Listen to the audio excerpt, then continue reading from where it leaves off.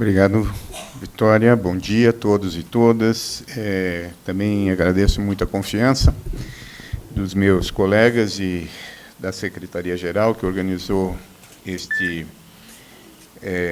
seminário, por me convidar para tratar de um tema que eu vou, já pensando na composição da mesa, restringir aos aspectos mais nacionais e as nossas questões colocadas aqui como sociedade civil na sua relação com o governo no âmbito desse seminário.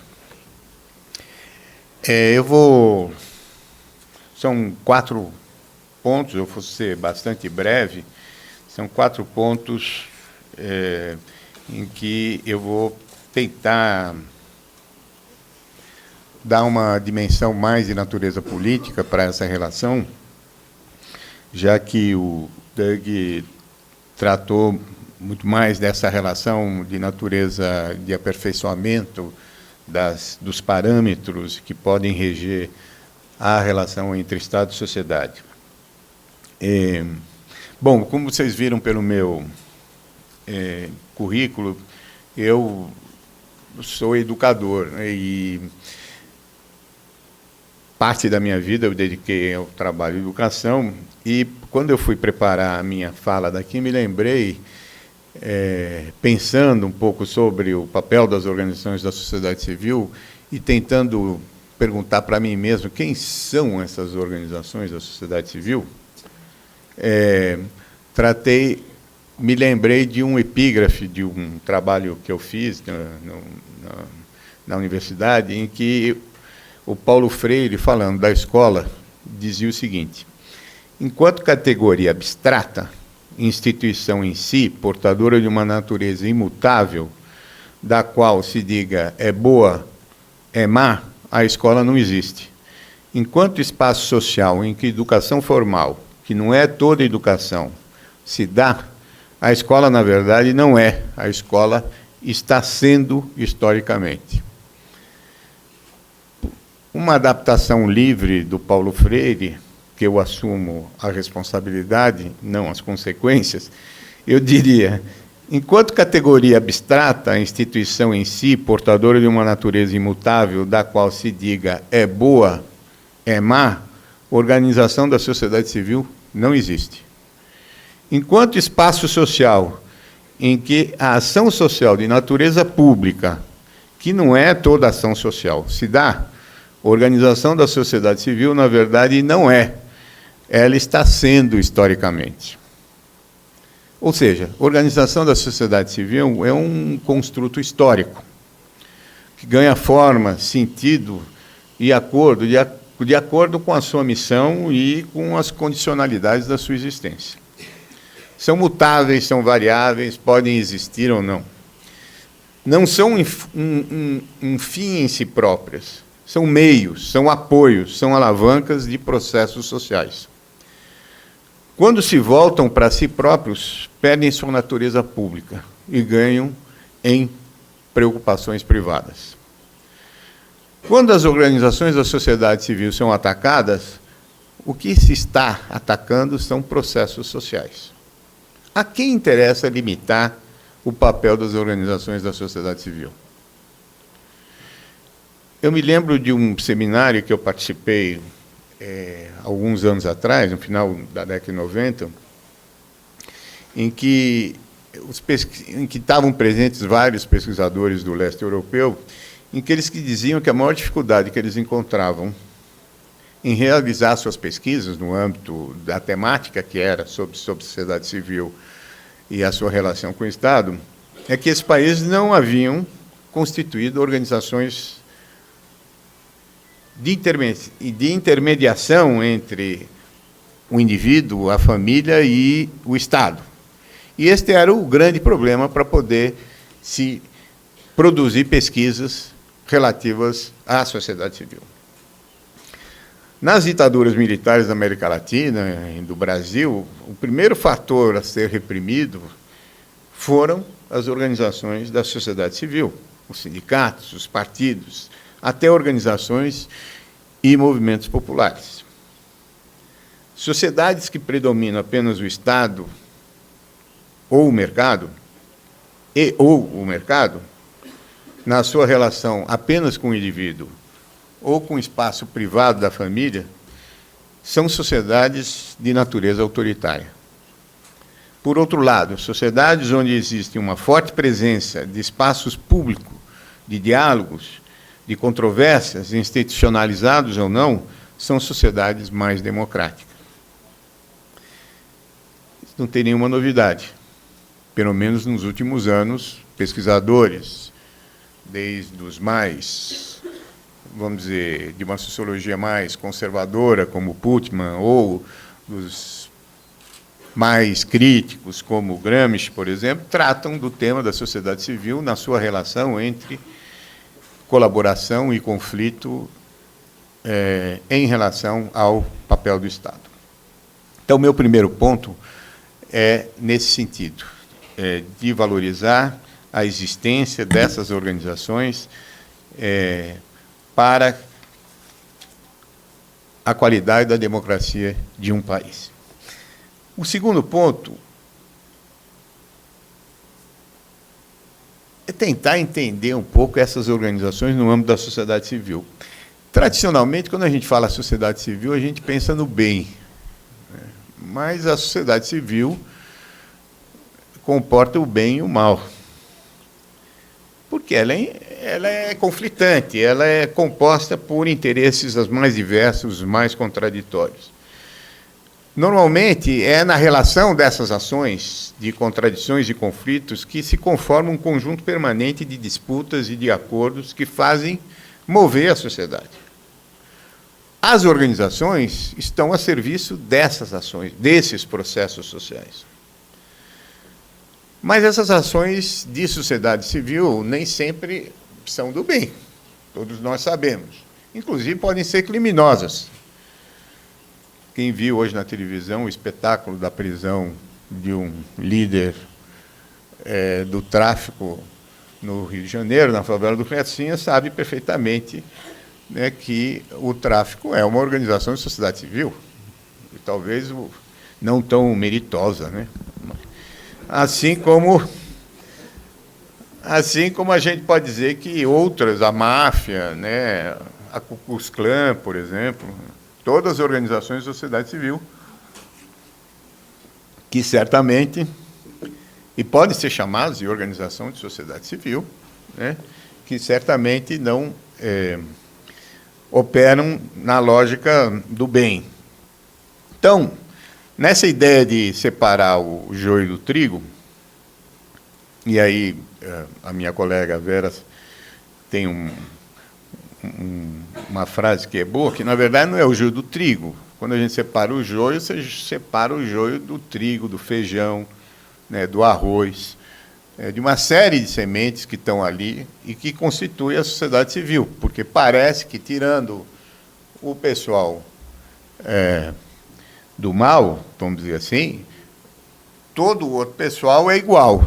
Pode ser do bem, mas não é igual, é diferente. Muitas trabalham sobre lógicas bastante diferentes e, por isso, nós temos que tentar de tratar e dar sentido a essas lógicas diferentes. Mas vamos tomar aquelas de interesse público, aquelas que se reconhecem como entidades que trabalham para o bem público. O que quer dizer isso de interesse público?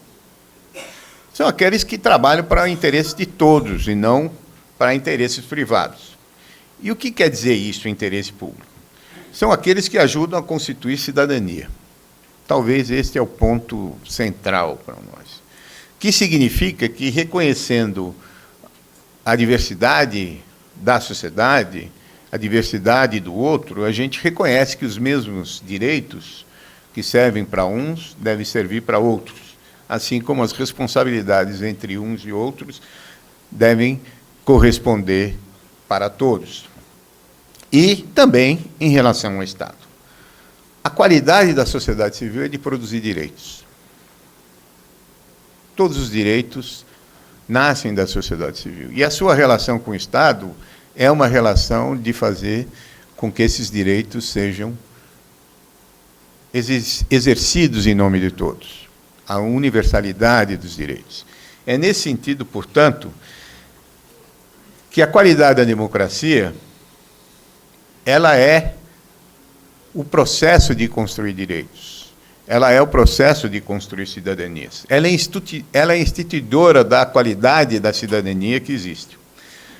E é por esse processo democrático, e que a gente vem vivenciando ultimamente, que se dá a possibilidade de construir organizações que ajudam nesse processo de constituição de direitos. Mas aí estão suas contradições, e as possibilidades e os seus limites. É uma luta permanente, cujo motor está na própria sociedade civil.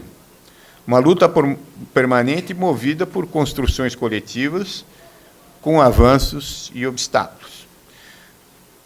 Não podemos nos esquecer de, apesar dos nossos avanços, os últimos anos, em particular, sob o ponto de vista da garantia de direitos, a sociedade brasileira ainda é constituída de profundas desigualdades sociais. Muito longe de reconhecer ainda os mesmos direitos como válidos para todos. Mesmo entre aqueles direitos instituídos por lei, nossa tradição ainda é marcada por uma sociedade excludente, uma das maiores em termos de concentração de renda. Uma sociedade racista, uma sociedade machista, patrimonialista, autoritária, mesmo com esses profundos avanços democráticos dos últimos anos. Tais características permeiam todas as esferas da sociedade, inclusive nas próprias instâncias das organizações da sociedade civil, que estão nesta arena de contradições. Mas, vamos dizer, esse processo democrático que nos últimos anos veio se conformando no Brasil, pela história, pela pressão das organizações da sociedade civil, pela abertura e composição dos governos, ela vem criando espaços públicos de diálogo e de construção democrática, inclusive entre contrários. O exemplo disso é o próprio Conselho de Desenvolvimento Econômico e Social, onde, vamos dizer, as diversas forças e os diversos ideários de sociedade estão ali representados, e num diálogo entre pares se tenta construir consensos que faça avançar a democracia. Esta diversidade de posições que está no âmbito da sociedade civil está também no âmbito do Estado, e está também no âmbito das corporações. E é justamente este confronto entre posições é que faz com que se avance as forças de sociedade na lógica de poder construir direitos, e construindo direitos, construir cidadania. Organizações privadas com finalidade pública. Este é o sentido daquilo que nós entendemos como o caminho para construir democracia e, portanto, cidadania. O privado a serviço do público, e não o público a serviço do privado, porque são organizações privadas. Mas quando o público passa a servir ao privado, em qualquer uma das redes e relações que existem aqui representadas, elas perdem a sua finalidade pública. Quando as ONGs fazem isso, quando as fundações e institutos empresariais estão mais preocupados com o marketing econômico das suas organizações do que com a sua finalidade pública, ela está usando o público como privado. A mesma coisa entre as ações filantrópicas, quando elas permanecem no caritativo, elas estão muito mais vinculadas à ordem privada, mas quando elas passam a ser promotoras de cidadania, elas passam ao âmbito do público, qualquer uma dessas organizações. Portanto, é o sentido do público que deve prevalecer nessas organizações. Então, neste ponto 2, a gente reconhece que esta tensão é permanente. Há interesses diversos no âmbito da sociedade, há interesses diversos no âmbito do Estado e há interesses diversos no âmbito da corporação. O terceiro tema que eu queria tratar é qual o papel dessas organizações de interesse público na sua relação com o Estado. Várias coisas já foram ditas, talvez não seja necessário repetir, mas eu gostaria de reafirmar algumas coisas. Essas entidades, junto com atores sociais, movimentos populares, sindicatos, etc., elas ajudam a criar direitos. Direitos esses que devem ser consagrados em leis e que devem ser garantidos pelo poder público, porque só o poder público é capaz de universalizar direitos. O faz com o apoio de movimentos sociais e populares, principalmente aqueles direitos produzidos por aqueles que têm menos, pelos desvalidos, por aqueles que têm pouca presença na sociedade. O que mais que essas organizações podem fazer em nome dessa relação com o poder público? Ajudar a criar consensos na própria sociedade civil. Fazer guerra de posições, influir culturalmente para que tais direitos e responsabilidades sejam assumidos coletivamente por uma ampla maioria. Nós temos uma ação fundamental, que é uma ação no âmbito da sociedade civil, e que independe do Estado. Se o convencimento não há no âmbito da sociedade, é muito difícil que o poder público consiga realizar isso. Terceiro, monitorar e ajudar a ação do Estado na implementação desses direitos. Denunciar o seu não cumprimento. Acompanhar a sua realização. Quarto, produzir pensamento crítico sobre como aprofundar a democracia, que é a base para a construção da cidadania. Baseada em valores. Valores como a igualdade, que se faz justa se respeitar as diversidades, com valores como solidariedade, valores como liberdade, valores éticos como a participação de todos e de todas. Quarto ponto.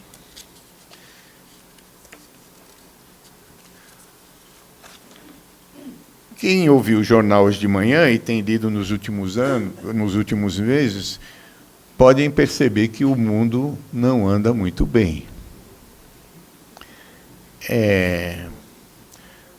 Só quem está com a cabeça dentro, que nem um avestruz, né, assim, consegue perceber que a sociedade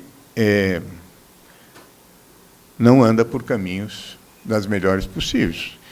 Ou seja, estamos vivenciando uma conjuntura de crise, talvez uma das mais graves que já vivenciamos desde a de 29. Hoje parece que a Itália é a bola da vez, pelo que eu pude perceber. Não porque o Berlusconi saiu, porque graças a Deus que ele volte para a sua vida privada, que não deve ser das melhores, e deixe o espaço público para outros que têm.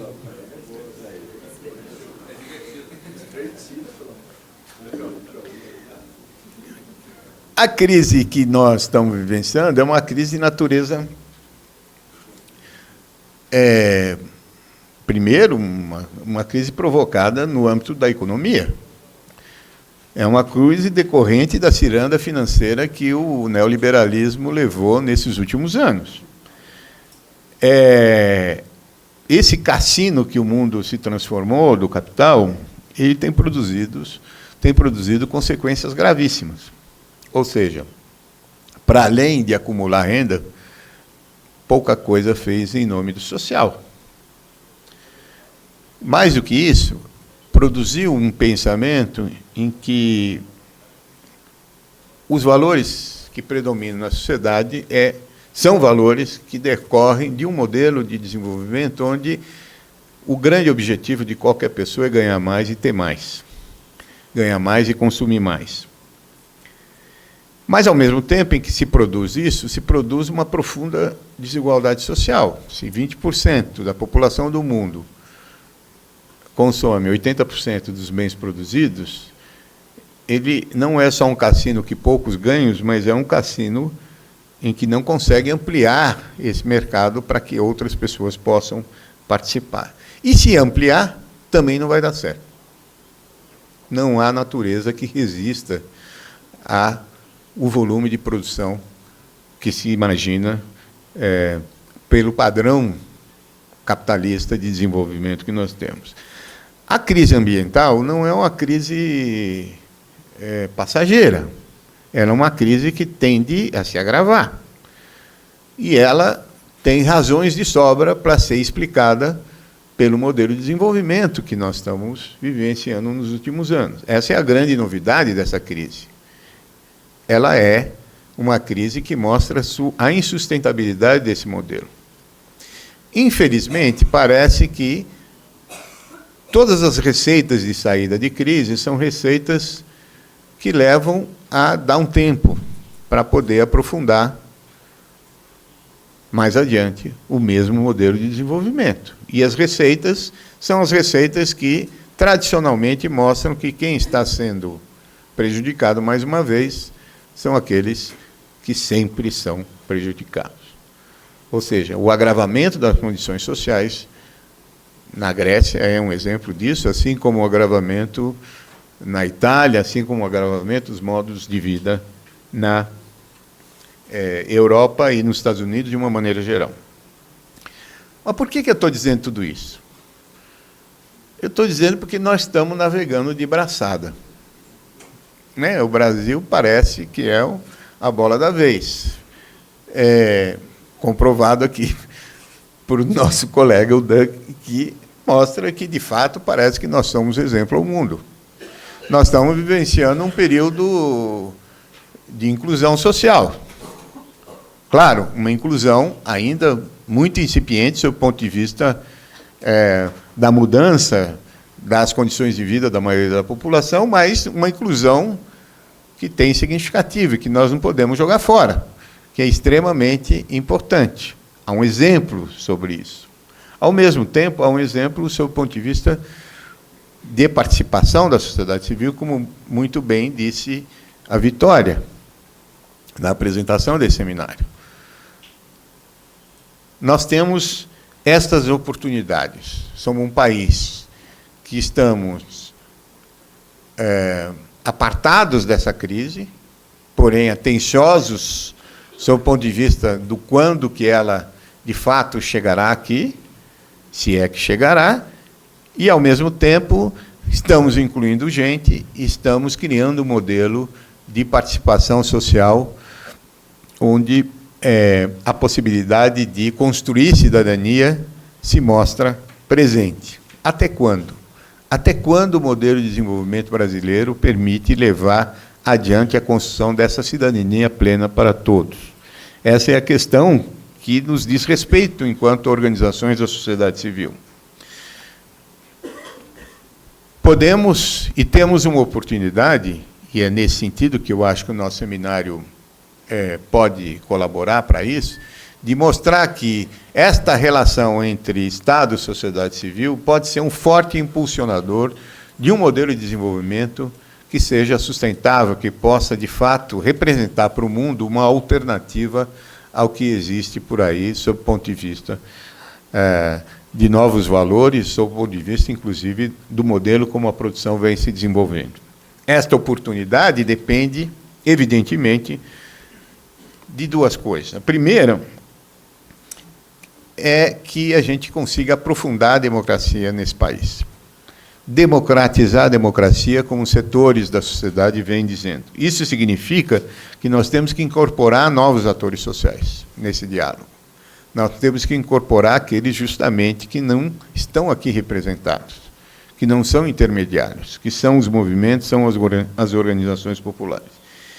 E, para avançar, temos que fazer, como muito bem mostrou no seminário realizado há 2 semanas, inclusive aqui pela própria Secretaria-Geral, temos que avançar sob o ponto de vista do modelo participativo. Nós construímos a partir da Constituição de 88, um arcabouço participativo extremamente avançado, sob o ponto de vista do seu desenho. Muita gente participou ao longo desses anos dos processos de conselhos, das conferências, etc., mas os resultados ainda estão bastante aquém daquilo que poderiam estar. E isto é o significado de democratizar a democracia. Fizemos bastante, temos que fazer muito mais sob o ponto de vista desse sentido. Então, modelo de desenvolvimento, novas perspectivas de participação num contexto de crise. Será que nós, como brasileiros, conseguimos, de fato, construir uma alternativa ao modelo de desenvolvimento que possa ser sustentável a partir de uma relação entre Estado e sociedade civil que possa ser não só colaboração, mas tensão, pressão, monitoramento, na lógica de que sociedade civil é parceiro, mas é também um forte implementador de direitos? Uma última abordagem diz respeito, antes de eu encerrar, a que marco regulatório é extremamente importante, não só pela relação entre Estado e sociedade civil. Eu acho que a agenda é uma agenda ampla que nós temos pela frente, mas é extremamente importante também levar em conta que o papel da sociedade civil ela não se dá só, e dessas organizações da sociedade civil, ela não se dá só na sua relação com o Estado. E o marco regulatório implica também em considerar as condições para que este campo das organizações da sociedade civil possa avançar e possa ter autonomia e possa, de fato, crescer como organizações. Nesse sentido, é importante ver que os exemplos de outros países permitem que isso se faça por conta de uma série de incentivos que são dados para que as pessoas possam contribuir com organizações da sociedade civil. E, nesse sentido, é importante que esse marco regulatório considere isso, porque esse talvez seja o grande fator de legitimidade que as organizações possam ter, que é ter um grande conjunto de entidades, de pessoas que apoiem a sua causa, justamente para que ela possa ser exercida em nome dessas pessoas. Então, filantropia nos Estados Unidos, tudo bem, o carinho das pessoas, o coração mole das pessoas pode avançar até um certo ponto, mas é um incentivo que a pessoa olha lá no seu imposto de renda que mostra o quanto que ele doou, etc., etc. Basta chegar no final do ano e ver, o cara já está fazendo a conta lá, quanto que ele vai pagar no imposto de renda, e aí que as ações filantrópicas apresentam de uma maneira, saem correndo atrás das pessoas, porque ele pode baixar de um nível. A mesma coisa acontece na Europa. Portanto, a saúde das sociedades também depende de um marco regulatório que permita que as pessoas possam efetivamente dar o seu apoio a essas organizações.